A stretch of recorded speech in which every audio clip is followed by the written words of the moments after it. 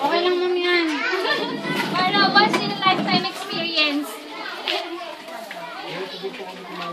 Kanina naririnig kita, meron ako sa bag eh. Kaso tinatamad ako ilabas. Kaya hindi rin makakinig. Wala na, tapos na. Para sa atin yan. Ayun si Kedjo.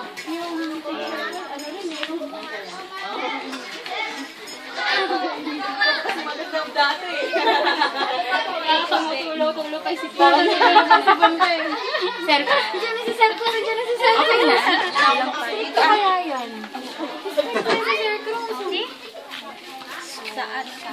Sa pagkumang na ano? Down na sa. Ano yan? You need to wash your hand first. Kaya yan, bad.